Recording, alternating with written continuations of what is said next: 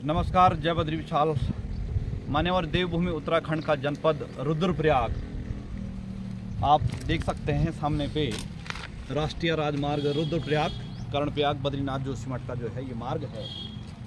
और यहाँ पर आप देख सकते हैं यह जो कार्य किया जा रहा है, जो कर्णप्रयाग ऋषिकेश रेलवे लाइन है उसका कार्य यहाँ पर चल रहा है।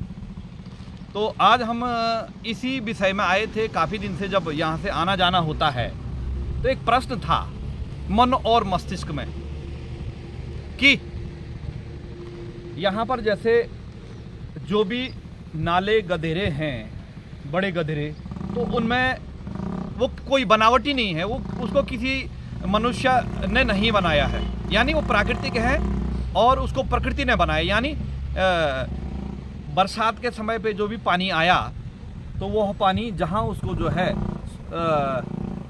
सुगमता से जाने का रास्ता मिला वो वहाँ चले गया। ये एक बहुत बड़ा गधेरा आता है। यहाँ के जो पुराने इस सड़क से गए लोग होंगे तो पुल के समीप में एक इतना मोटा जो है गर्मियों में पानी भरने का धारा था, तो वह भी अभी जो है नहीं है, वो शायद इस पाइप के जरिए अन्य कहीं भेजा गया। परंतु अभी हम एक मन और मस्तिष्क में सवाल था कि यह नाला यदि बंद हो रहा है रेलवे के द्वारा, ऊपर से जैसे मिट्टी खोदी गई, यहाँ से भी कार्य चल रहा है, तो यह बंद हो रहा था।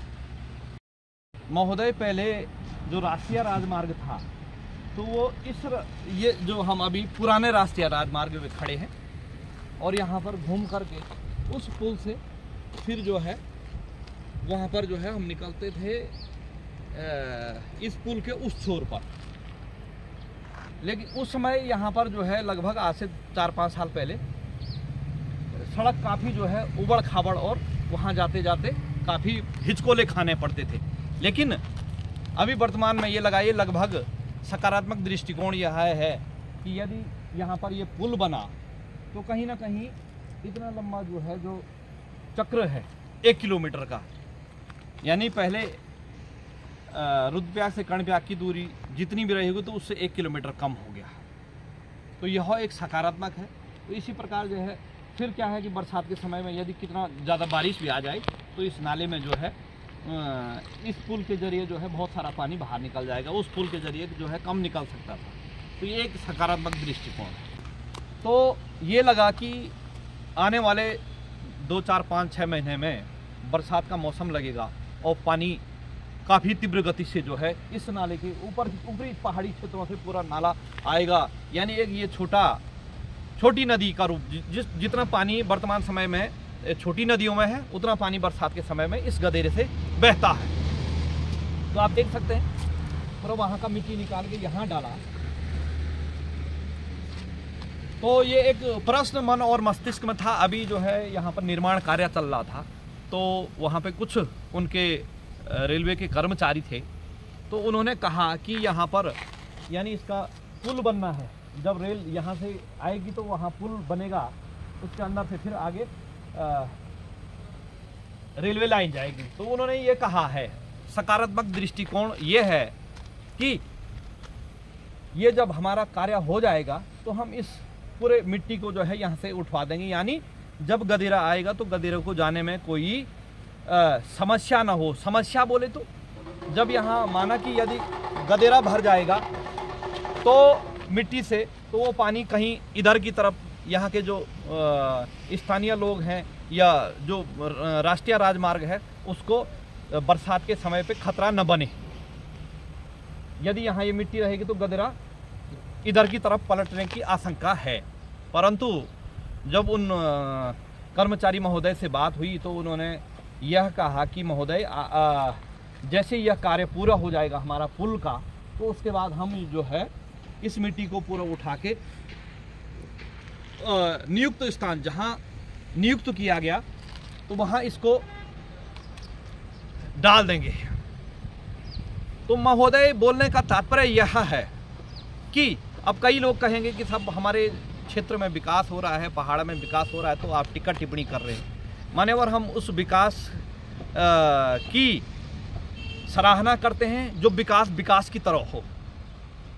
लेकिन एक तरफ विकास हो और दूसरी तरफ विनाश हो तो यह विकास जो है नहीं होगा तो कोई बात नहीं, चलेगा साहब। परंतु अच्छाई यह है कि रेलवे द्वारा फिर इस मिट्टी को जो है यहाँ से दूसरी जगह डाला जाएगा। यही आप लोगों के हो सकता है कोई मेरे जैसे किसी के मन और मस्तिष्क में यह सवाल होगा आते जाते समय, जब कोई देहरादून, ऋषिकेश, हरिद्वार जाते समय कि यार ये नाला बरसात के समय में आएगा तो ये मिट्टी यहाँ आ गई तो कहाँ से यह फिर इस गधेरे का पानी कहाँ जाएगा, यानी गधेरे में पूरा मिट्टी डैम हो जाएगा। तो मुझे लगता है यदि इसी प्रकार से मिट्टी रहेगी तो उसका रुझान, पानी का रुझान सीधे कटाव इधर की तरफ आएगा। यानी यह मार्ग आप देख सकते हैं, यह देहरादून, हरिद्वार, ऋषिकेश, रुद्रप्रयाग, श्रीनगर की तरफ जाता है तो इसका स्लोप इस तरफ है।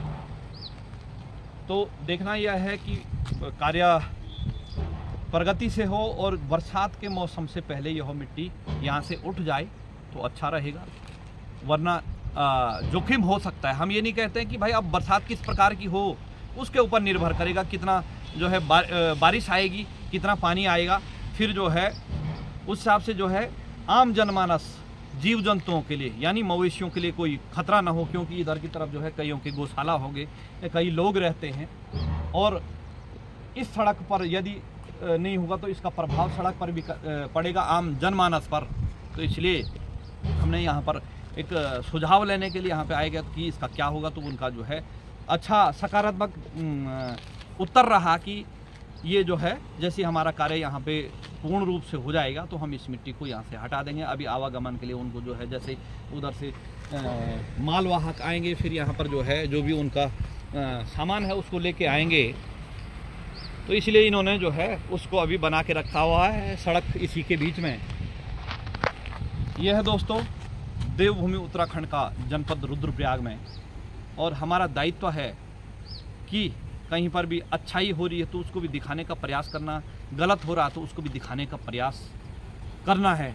अब वो आप लोगों के ऊपर और सरकारों के ऊपर, शासन प्रशासन के ऊपर निर्भर है कि वो उसको किस दृष्टिकोण से लेते हैं, आम जनमानस किस दृष्टिकोण से लेते हैं। हमारा मंतव्य तो यही रहता है कि जो भी हम कार्य करें ये एक मानव जीवन, जीव जंतुओं, प्राणियों सबके लिए जो है सबका सर्वांगीण विकास के लिए यह कार्य हो, यह हमारा जो प्रयास है वो सबके लाभ के लिए हो, और जो गलत रास्ते में जा रहे हैं या गलत भ्रष्टाचार की तरफ जा रहे हैं उन पे जो है नकेल कसी जाए, उन पे शिकंजा कसे जाए, वो चाहे किसी भी क्षेत्र में हो। तो यह है दोस्तों, इन्हीं शब्दों के साथ अपनी वाणी को विराम देता हूँ। हार्दिक आभार, धन्यवाद, फादर प्रणाम।